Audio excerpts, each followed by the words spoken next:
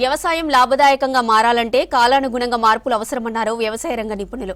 సాగులో అనుసరించాల్సిన కొత్త పద్ధతులపై వరంగల్ రైతు మేళాలో రైతులకు అవగాహన కల్పిస్తున్నారు. ఇందులో భాగంగానే మూస పద్ధతి వ్యవసాయం బదులు ముత్యాల సాగు పద్ధతులను నేర్పిస్తున్నారు. జనగామ జిల్లా దేవురుప్పలకు చెందిన రైతు సలీం ప్రయోగాత్మకంగా తీర ప్రాంతాల్లోనే కనిపించే ఆల్చిప్పల పెంపకాన్ని చేపట్టి లాభాలు గడిస్తున్నారు. తోటి రైతులకు ఆల్చిప్పల పెంపకంపై అవగాహన కల్పిస్తున్నారు. ఇక దీనిపై మరిన్ని డీటెయిల్స్ కృష్ణమోహన్ అందిస్తారు. వ్యవసాయానికి స్వస్తి పలికి ముత్యాల సాగు వైపు రైతులు అడుగులు వేయాలనే అవగాహన కల్పించే ప్రయత్నం ఇప్పుడు వరంగల్ ఏర్పాటు చేసిన రైతు మేళాలో ప్రయత్నం చేస్తున్నారు.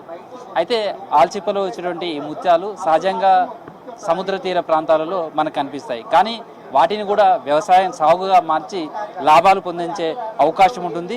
దానికి సంబంధించినటువంటి ప్రొసీజర్ ప్రక్రియ ఏ విధంగా ఉంటుంది, తర్వాత ఎలాంటి ముత్యాల పంటను పండించుకుంటే ఎలాంటి లాభాలు వస్తాయి, ముత్యాల సాగు ఏ విధంగా ఉంటుంది అనే దానికి సంబంధించి కూడా మనం చూడొచ్చు. వ్యవసాయంలో అనేక రకాలైనటువంటి పద్ధతులు వస్తున్నాయి, ఆధునికమైనటువంటి పద్ధతులు అందుబాటులోకి వస్తున్నాయి. అందులో భాగంగానే ఈ సాంప్రదాయ వ్యవసాయానికి తో పాటు దాన్ని ఇంకా మాడిఫై చేసుకుంటూ అనుబంధమైనటువంటి సంస్థలు గొర్రెలు, మేకలు, పాడి పరిశ్రమ ఇట్లా ఏ విధంగా అయితే మనం సపోర్టుగా తీసుకొని చేస్తామో సేమ్ టైంలో ఇప్పుడు ముత్యాల సాగుకు సంబంధించి కూడా మనం చేస్తుంటాం. అంటే ముత్యాల సాగుకు సంబంధించి కూడా మనం చూడొచ్చు అది ఎట్లా చేయాలి, రైతులకు ఏ విధమైనటువంటి మేలు జరుగుతుంది, రైతులు ఏ విధంగా వీటిని సాగు చేసుకోవడానికి అవకాశం ఉంటుంది, తర్వాత ఈ ముత్యాలకు సంబంధించి మార్కెటింగ్ ఎలా ఉంటుంది, మార్కెట్ ఏ విధంగా వాళ్ళు మళ్ళీ విక్రయించుకోవడానికి అవకాశం ఉంటుంది, ఇట్లా చాలా ఉంటాయి సహజంగా ముత్యాలు అనగానే చాలామందికి మనం సముద్ర తీర ప్రాంతంలో అదొక డిఫరెంట్ అయినటువంటి కల్చర్లో ఉంటుంది. కానీ దీన్ని మిగతా సాగులాగా ఏ విధంగా చేసుకోవడానికి అవకాశం? యాక్చువల్లీ నా పేరు షేక్ సలీం అండి. నేను విదేశాల్లో 23 సంవత్సరాలు పనిచేసేసి అక్కడి ఏదైతే అనుభవం ఉందో ఇక్కడ దేవరుపులలో నేను ఫార్మింగ్ చేస్తున్నాను. ఈరోజు ఈ స్టాల్లో ఇక్కడ నాబార్డు వాళ్ళు నాకు దీని గురించి ఎక్స్ప్లెయిన్ చేయమని ఇక్కడికి తీసుకొని వచ్చారు. అయితే యాక్చువల్లీ ఇది సముద్రం అడుగు భాగాల్లో చెరువులలో దొరికే ఇది ఒక ఆల్చిప్ప. ఈ ఆల్చిప్పలలో ఇది ముత్యం అనేది ఇందులో తయారవుతుంది. ఇందులో ముత్యం తయారు కావడానికి ఒక రీజన్ ఉంటుంది. ముత్యం తయారు కావడానికి రీజన్ ఏంటిదంటే ఈ ఆల్చిప్పలలో అప్పుడప్పుడు ఈ యొక్క ఆహారానికి అంటే దీనికి ఆకలి అయినప్పుడు ఏం చేస్తుందంటే దీని యొక్క ఆల్చిప్పలను ఈ మౌత్ అనేది ఓపెన్ చేసుకుంటుంది.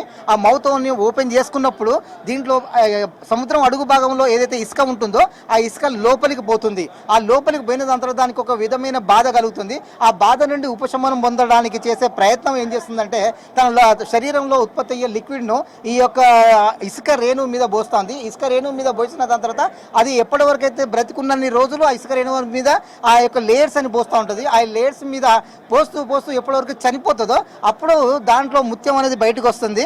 ఆ బయటకు వచ్చిందే ఈ రోజు మార్కెట్లో దొరుకుతున్న అసలైన ముత్యం ఈ విధంగా ఉంటుంది. ఇప్పుడు ఆల్చిప్పలు ఇది ఉంది, మీరు ఆల్చిప్పలను ఎట్లా సాగు చేయాలి, తర్వాత ఈ ఆల్చిప్పలు అనేది కూడా రైతులకి ఎట్లా ఉంటుంది, ఆ ఫార్మింగ్ ఎట్లా ఉంటుంది? మిగతా వ్యవసాయమో విత్తనాలు వేసుకుంటారు, సాగు చేస్తారు, కానీ ఈ ఫార్మింగ్ సంబంధించి ఏ విధంగా ఉంటుంది? ఈ ఆల్చిప్పలు ఎట్లా దొరుకుతాయి, ఇవి ముత్యాలుగా మార్చడానికి ఎట్లా ఉంటుంది, దీని ప్రాసెస్ అది చిన్నపాటి రైతులు చేసుకోవడానికి అవకాశం ఉంటుందా? అయితే ఈ యొక్క ఆల్చిప్పలను మేము ఇతర రాష్ట్రాల నుండి దిగుమతి చేసుకుంటాం. ఒరిస్సా, బెంగాల్, మళ్ళీ దాని తర్వాత మహారాష్ట్ర నుండి ఈ ఆల్చిప్పలు అనేవి దొరుకుతాయి.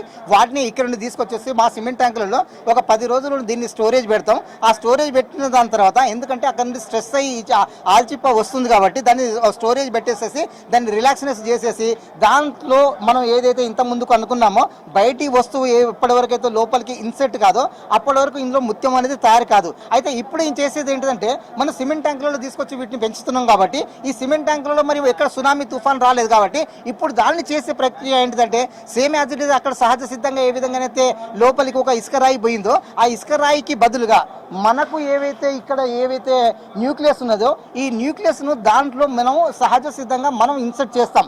ఆ ఇన్సర్ట్ చేసే విధానం అనేది ఒక టూల్స్ ఉంటుంది. ఆ టూల్స్లో ఈ రెండింటిని ఓపెన్ చేసేసి దీంట్లో ఈ కావాల్సిన మనకు ఏదైతే ముత్యం కావాలో ఆ ముత్యం ఆకారం ఏ ఆకారంలో కావాలనుకున్నప్పుడు ఆ ఆకారాన్ని దీంట్లోకి ఇన్సర్ట్ చేస్తాం. ఆ ఇన్సర్ట్ చేసింది దాని తర్వాత దీన్ని తీసుకొచ్చేసి మళ్ళీ ఈ జాలీలలోకి ఇన్సర్ట్ చేసేసి ఈ జాలీలోకి ఈ విధంగా దీన్ని కట్టేసేస్తాం. కట్టేసిన తర్వాత వీటిని మనం ఏదైతే ట్యాంకులలో వీటిని వేద్దాం అనుకుంటున్నామా, లేకపోతే పాండ్లలో వేద్దాం అనుకుంటున్నామా, లేకపోతే బావులలో వేద్దాం అనుకుంటున్నామా, వాటిని మనం సెలెక్ట్ చేసేసుకొని అవసరం అనుకుంటే బావిలో కూడా వీటిని 24 నెలల వరకు అంటే 2 ఇయర్స్ తర్వాత ఇవి ముత్యాలు అనేది బయటకు వస్తాయి. ఆ ముత్యం రేటు అంటే ప్రతి ఒక్కరు కూడా పంట తీయడానికి కారణం ఏంటంటే దీని మీద మనకు ఎంత ప్రాఫిట్ వస్తుంది, ఎంత లుక్సాన్ వస్తుంది అనేది దీని మీద ఫార్మర్స్ అనేది డిపెండ్ అయి ఉంటారు. అంటే ఇప్పుడు ఇది చేయాలి అంటే ఎంత పెట్టుబడి పెట్టాలి, తర్వాత ఎంత క్వాంటిటీ ఉంది ఈ ఆల్చిప్పలు కానీ ఇవన్నీ తీసుకోవడానికి ఉంటుంది. చిన్నపాటి రైతు కావచ్చు, ఇంట్లో మీరు చెప్పినట్టు బావిలలో పెంచుకోవచ్చు, ఎట్లా ఉంటుంది? తర్వాత ఇది మళ్ళీ ఇవి వాళ్ళకు ఆదాయం రాబడి ఎప్పటి నుంచి స్టార్ట్ అవుతుంది? అయితే దీనికి కావాల్సిన ప్లేస్ ఎంత, ఎన్ని ఆల్చిప్పలు దీన్ని పెంచుకోవాలనేది క్వశ్చన్ ఇది. అయితే ఈ యొక్క ఆల్చిప్పను పెంచడానికి 3 లీటర్ల వాటరు, ఒక ఆల్చిప్ప పెరగడానికి 3 లీటర్ల వాటర్ కావాలి. అయితే మీరు ఎన్ని ఆల్చిప్పలు వేద్దామని అనుకుంటున్నారో ఇంటూ 3 లీటర్ల వాటర్ అయితే దానికి సఫిషియెంట్ అవుతుంది. అయితే మనం ఇక్కడ మరి ఎక్కడ పెంచాలి, ఎక్కడ ఈజ్ బెస్ట్? అయితే మనం సిమెంట్ ట్యాంకులో అయితే ఏమవుతుందంటే ఈ యొక్క మలమూత్రాలు ఇవి ఆహారం తిన్న దాని తర్వాత ఇవి మలమూత్రాలు అనేది విసర్జిస్తాయి. ఆ విసర్జించిన మలమూత్రాలు ఏమవుతుందంటే సిమెంట్ ట్యాంకులలో నీళ్ళ అడుగులు బాగాన నిలబడిపోతాయి. అయితే ఆ నిలబడిపోయిన ఆ యొక్క అమోనియా పెరిగి మళ్ళీ ఇవి చనిపోవడానికి ఛాన్సెస్ ఉంటుంది. కాబట్టి మనం వారానికి ఒక్కసారి కానీ లేదా 15 రోజులకు ఒకసారి కానీ వాటర్ చేంజ్ చేసుకుంటూ కొత్త వాటర్ ఇచ్చేస్తే సరిపోతుంది. ఇది సార్. సో పెట్టుబడి ఎంత అవుతుంది, వాళ్ళకి ఆదాయం ఏ విధంగా వస్తుంది, ఎట్లా ఉంటుంది, మార్కెటింగ్ ఎట్లా ఉంటుంది? ఓకే, దీనికి పెట్టుబడి అనేది ఒక ఆల్చిప్పకు 30 రూపాయల ప్రకారంగా మేము దీన్ని సప్లై చేస్తాం. దీంట్లో న్యూక్లియస్ ప్లస్ జాలీ అన్ని టోటల్గా సర్జరీ చేసేసి 30 రూపాయల ప్రకారంగా, అంటే మీరు ఒక 5,000 ఆల్చిప్పలు వేద్దాం అనుకుంటే 1,50,000 రూపాయలు దీనికి పెట్టుబడి అవుతుంది. అయితే ఒక సిమెంట్ ట్యాంకు ఒకవేళ తవ్వించుకుంటే దానికి 50,000 రూపాయలు అవుతుంది. అంటే టోటల్గా మీరు దీనికి టోటల్గా కల్చర్ చేద్దాం అనుకుంటే 2 లక్షల రూపాయలు, అంటే విత్ సీడ్ ప్లస్ ట్యాంక్ 2 లక్షల రూపాయలు అవుతుంది. దీని తర్వాత వీటిని మనం 2 ఇయర్స్ వరకు మెయింటెనెన్స్ ఛార్జెస్ అనేది ఏమి ఉండదు. దీంట్లో ఓన్లీ వాటర్ మాత్రమే మనం తీస్తూ పెడుతూ ఉంటాం. కాబట్టి వాటర్ ఛార్జెస్ అనేది ఒక 5-10,000 రూపాయలు ఆఫ్టర్ 2 ఇయర్స్ వరకు పట్టుకోవచ్చు. అంటే దీని తర్వాత మనం ఆఫ్టర్ 2 ఇయర్స్ తర్వాత ఇందులో ఈ ఆల్చిప్పలను మనం తీస్తే దాంట్లో గ్రేడ్ 1, గ్రేడ్ 2, గ్రేడ్ 3 ప్రకారం కూడా రావచ్చు. అయితే ఏ గ్రేడ్ వచ్చిందనేది ఒకవేళ ఏ గ్రేడ్ కనుక వస్తే 500 రూపాయల వరకు వచ్చేస్తుంది. బి గ్రేడ్ కనుక వచ్చేస్తే 300 నుండి 500 రూపాయలు రావచ్చు. లాస్ట్ ఎండింగ్లో ఏ రాలేదు, బి రాలేదు, సి గ్రేడ్ కూడా వచ్చిన 100 నుండి 150 రూపాయలు దీంట్లో ప్రాఫిట్ అనేది వస్తుంది. ఇక్కడికి మీ దగ్గరికి చాలా మంది రైతులు వస్తున్నారు కదా చూడడానికి, వాళ్ళు ఏం చెప్తున్నారు, వాళ్ళు ఎట్లాంటి క్వశ్చన్స్ వేస్తున్నారు, ఎట్లాంటి వాళ్ళ అవగాహన పెంచుకునే ప్రయత్నం చేశారు, వాళ్ళ డౌట్స్ ఎట్లా ఉంటున్నాయి అసలు? సో ఏంటంటే ముందుగా వాళ్ళు ఒకటే అడుగుతున్నారు, ఫైనాన్షియల్గా ఎంత పడుతుంది, ఎక్కడ అసలు ఎలా సాగు చేస్తున్నారు అని. సో ఇక్కడ ఉన్న షేక్ సలీం సార్కి ఏంటంటే సౌదీలో ఆల్రెడీ చేసి వచ్చారు, ఒక 23 సంవత్సరాలు చేసి వచ్చారు, ప్లస్ ఇక్కడికి వచ్చి 8 సంవత్సరాలు. సో అలాంటి వాళ్ళకి మేము ఏం సజెస్ట్ చేస్తున్నామంటే ఇంట్రెస్ట్ ఉన్న వాళ్ళకి మేమే సప్లై చేస్తాం. ఇక్కడ ఉన్న ఈ షేక్ సలీం సార్ గారే సప్లై మెటీరియల్. సో కష్టం ఏం లేదు సార్. ఇప్పుడు ఎక్కడైతే సర్జరీ చేయాల్సిందో అక్కడ చాలా స్కిల్లింగ్ పర్సన్ ఉండాలి.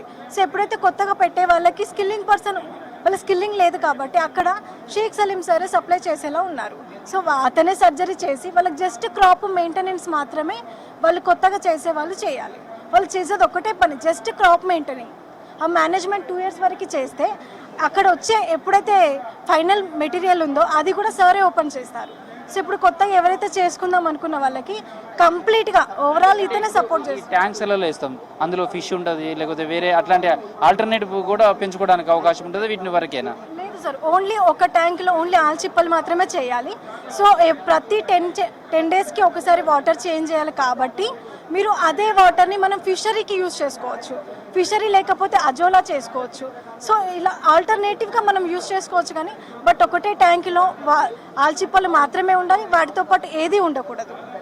సో ప్రస్తుతం అయితే సాధారణ సాగుతో పాటు ఇది ఒక కుటీర పరిశ్రమగా వ్యవసాయానికి అనుబంధంగా కూడా ఈ ఆల్చిప్పలను ద్వారా ముత్యాలను సాగుకు సంబంధించి కూడా చేసుకోవచ్చు. ఇప్పటికే కొన్ని ప్రాంతాలలో సాగు చేస్తున్నారు. ఈ విదేశాలలో ఎక్కువగా ఈ సాగు చేస్తున్నారు. కాబట్టి ఇలాంటి పంటలను సాగు చేసుకోవడం ద్వారా లాభాలు పొందడానికి అవకాశం ఉంటుంది. ఆ వైపుగా రైతులకు అవగాహన కల్పించే ప్రయత్నం చేస్తున్నారు. ఎందుకంటే సాంప్రదాయ సాగులు ఎన్నో ఉంటాయి.